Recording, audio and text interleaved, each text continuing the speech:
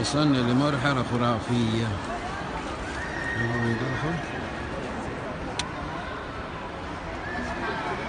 المفاجأة هنا يا شباب، شوفوا يا سلام، لا في بنزين 91 ولا 95.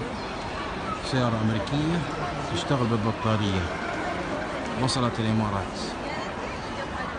انتم تعرفون كيف تشحن؟ شوف الفن.